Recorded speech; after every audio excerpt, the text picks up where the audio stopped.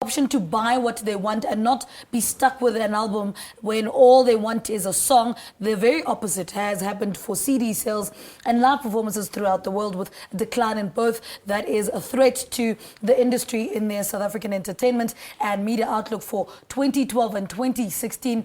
PricewaterhouseCoopers forecast that music recordings will fall from 60% to 37% leading up to 2016. Now, to look into this issue and discuss other ways in which technology affects the music industry is music producer, engineer and businessman Jonathan Shaw. Sir, good morning. Welcome to Morning Love. Morning, Level. I mean, for you, what's the best thing about putting one's music online and having so many people have access to it? Well, I think the best thing is you find that a lot of artists in the past struggled to be able to get their music into the world. And nowadays, everybody and their dog can have their music online. And the biggest challenge now is to be able to direct people to that music so that they can find it. So music discovery is the next biggest challenge for the music industry. As with technology, and as with South Africa, we sort of get technology much later than the rest of the world. And the trend now is music apps. Is South African music industry ready for apps, music apps? Well, from the trends that I've seen, it's about 5 years behind. So what we're seeing now is happened overseas to quite a large extent. You've seen a lot of international artists release music apps and be able to extend their service and value add offering with music apps. So you can now buy tickets for their shows online, you can get their music exclusively through the app.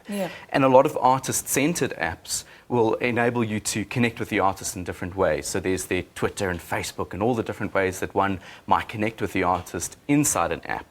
In South Africa, this is a relatively new thing. You're finding local artists now just dabbling in it. And it's not that it's a major thing to do in the industry just yet. It's something that's a nice to have. So my prediction personally is that you'll find CD sales probably die in the middle of this year. And you're finding a lot of other technology taking over. So if you're talking purely music apps, those people are starting to experiment with them quite a lot now. You're able to find that people are able to download software to the computer, buy the music that they want. As you said, you can choose the song that you want. We've seen a massive increase in singles being increasing over the last decade, and people not being tied to having to buy the whole album now. What's the negative side of having an app or your music online in general? The negative side is that it's still not entirely protected against being stolen. So people take for granted, I'll get the music from your friends or whoever has it, and it's a way of life now. And slowly, people are realizing that it's better quality if you get it through a legitimate service, and that's something that you've seen happening overseas. People have said, I don't want to go to the hassle of having to find it, and I can't get this particular music somewhere, so I'd rather go online, buy it off a particular platform.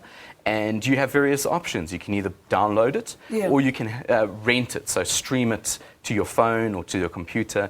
And these things have made it a lot easier for consumers to be able to access the music and at the same time hopefully benefit the artist. I mean, and talking about benefiting the artist, I mean, I think I was listening to a radio interview where an artist was saying something like iTunes, for instance, does not necessarily benefit the artist. It only benefits, people like Apple, for instance.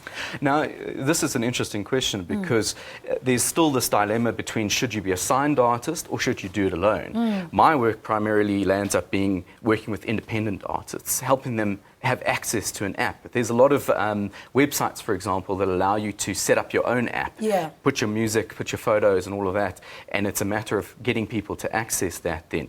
And so, being able to do it successfully is a very critical thing. So if you're a signed artist, you find that yes, you have all of these wonderful things and they get done right, but at the end of the day, you probably land up with the same amount of money as if you were an independent artist.